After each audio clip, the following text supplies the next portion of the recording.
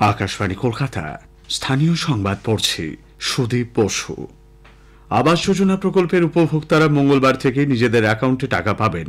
ওই দিন বিকেলে মুখ্যমন্ত্রীর উপস্থিতিতে আনুষ্ঠানিকভাবে টাকা পাঠানোর কাজ শুরু হচ্ছে।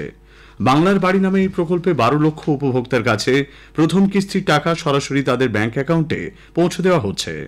রাজ্য সরকারের নিজস্ব তহবিল থেকেই এই টাকা দেওয়া হবে বলে নবান্নে প্রশাসনিক সূত্রে খবর।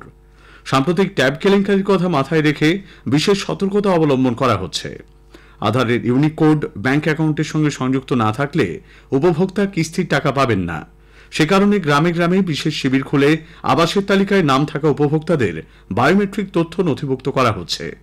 এছাড়া আবাসের তালিকা নিয়ে যাতে কোনো প্রশ্ন না ওঠে সেজন্য রাজ্য সরকার প্রত্যেক উপভোক্তাকে একটি করে অনন্য পরিচয়পত্র দেওয়ারও পরিকল্পনা নিয়েছে। আবাস প্রাপকদের চূড়ান্ত তালিকা প্রত্যেক ব্লকের সমষ্টি উন্নয়ন আধিকারিকদের দপ্তরে টাঙিয়ে রাখা হবে। দেশকে আর্থিকভাবে শক্তিশালী করতে কয়লা উৎপাদনকারী সংস্থাগুলি কাজ করে চলেছে বলে কয়লামন্ত্রী জি কিষাণ রেড্ডি জানিয়েছেন। কলকাতায় আজ কোল ইন্ডিয়ার এক সম্মেলনে ভিডিও বার্তার মাধ্যমে মন্ত্রী বলেন, দেশে যে পরিমাণ বিদ্যুৎ উৎপাদিত হয় তার ৭৫% আসে কয়লা অর্থাৎ তাপবিদ্যুতের মাধ্যমে। কর্পোরেট সোশ্যাল রেসপন্সিবিলিটি বা সিএসআর উদ্যোগের মাধ্যমে কোল ইন্ডিয়া শিক্ষা, স্বাস্থ্য সহ বিভিন্ন ক্ষেত্রে সমাজের জন্য কাজ করছে বলেও মন্ত্রী উল্লেখ করেন। देश में 75% जो थर्मल उत्पादन होता है वो कोल के द्वारा, थर्मल पावर के द्वारा बिजली उत्पादन होता है। ऐसी कोल इंडिया सीएसआर के द्वारा काम करते हैं।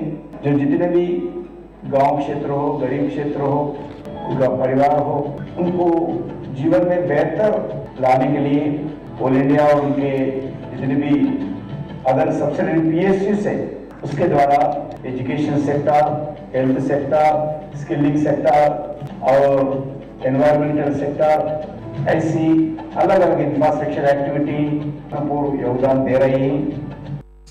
অনুষ্ঠানে রাজ্যপাল সিভি আনন্দ বোস, কয়লা মন্ত্রকের সচিব বিক্রম দেব দত্ত, কোল ইন্ডিয়া চেয়ারম্যান প্রমুখ উপস্থিত ছিলেন। পূর্ব মেদিনীপুরের কাঁথি সমবায় ব্যাংকের নির্বাচনকে কেন্দ্র করে আজ বিক্ষিপ্ত অশান্তির খবর মিলেছে। রামনগরে তৃণমূল কংগ্রেস ও বিজেপি কর্মী সমর্থকদের মধ্যে বচসা ও হাতাহাতি হয়েছে বলে জানা গেছে। স্থানীয় বিজেপি নেতৃত্ব পথ অবরোধ শুরু করেছেন।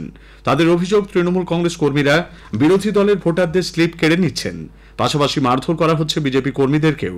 বিরাট পুলিশ বাহিনী ঘটনাস্থলে গিয়ে পরিস্থিতি নিয়ন্ত্রণে আনে। বিজেপির সব অভিযোগ খারিজ করেছে শাসক দল। পথ দুর্ঘটনায় নিহতের পরিবারকে ২.৫ কোটি টাকা ক্ষতিপূরণের নির্দেশ দিয়েছে জাতীয় লোক আদালত। দুর্গাপুর স্টিল টাউনশিপের বাসিন্দা আশিস পড়াল ওড়িশার একটি কারখানায় কর্মরত অবস্থায় ৫৫ নম্বর জাতীয় সড়কে লরির ধাক্কায় প্রাণ হারান। তাঁর পরিবার বীমা সংস্থার বিরুদ্ধে ক্ষতিপূরণের মামলা দায়ের করে।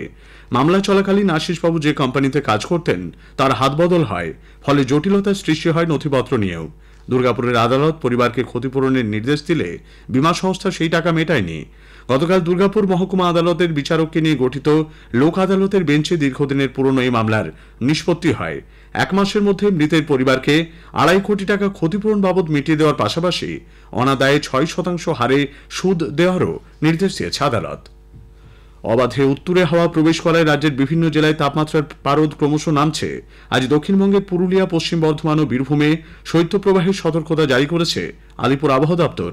পাশাপাশি কয়েকটি জেলায় ঘন কুয়াশার জেরে আজ সকালে দৃশ্যমানতাও কমে যায়। আজ পুরুলিয়ায় সর্বনিম্ন তাপমাত্রা রেকর্ড করা হয়েছে ৬ ডিগ্রি সেলসিয়াস, যা এই মরশুমের সর্বনিম্ন। বাঁকুড়ায় সর্বনিম্ন তাপমাত্রা ছিল ৯.৫ ডিগ্রি সেলসিয়াস। শীতল হাওয়ার মধ্যেই রবিবার ছুটি উপভোগ করতে ২ জেলাতেই পর্যটকদের ভিড় চোখে পড়ার মতো। কলকাতায় আজ সর্বনিম্ন তাপমাত্রা ছিল ১২.৫ ডিগ্রি সেলসিয়াস, যা স্বাভাবিকের চেয়ে ৩.৬ ডিগ্রি কম। আগামী কয়েকদিনও রাজ্য জুড়ে একই পরিস্থিতি বজায় থাকতে পারে বলে আলিপুর আবহাওয়া দপ্তরের পূর্বাভাসে জানানো হয়েছে। কোচবিহারের শীতলকুচি কলেজে তৃণমূল কংগ্রেস ছাত্রনেতা মাসুম আক্তারের কাছ থেকে আগ্নেয়াস্ত্র উদ্ধারের ভাইরাল ভিডিও ঘিরে এলাকায় শোরগোল পড়েছে। অভিযোগ, ওই যুবক গতকাল কলেজে আগ্নেয়াস্ত্র নিয়ে ঢুকলে অন্যরা তাকে ধরে ফেলে। তৃণমূল ছাত্র পরিষদের প্রাক্তন সাধারণ সম্পাদক মাসুম পালিয়ে গেলেও পুলিশের হাতে পিস্তলটি তুলে দেওয়া হয়। গ্রামীণ এলাকার প্রতিভাকে তুলে আনতে এবার দুর্গাপুরে বসছে অনূর্ধ্ব-১৩ জাতীয় দাবা টুর্নামেন্টের আসর। অল ইন্ডিয়া চেস ফেডারেশন গতকাল দুর্গাপুরে এক সাংবাদিক সম্মেলনের মাধ্যমে একথা জানায়। আগামী ১৭ই ডিসেম্বর থেকে দুর্গাপুরের সিটি সেন্টারের সিধু কানু স্টেডিয়ামে শুরু হচ্ছে ৩৭তম জাতীয় দাবা প্রতিযোগিতা। চলবে ২৩শে ডিসেম্বর পর্যন্ত। স্থানীয় সংবাদ শেষ হলো।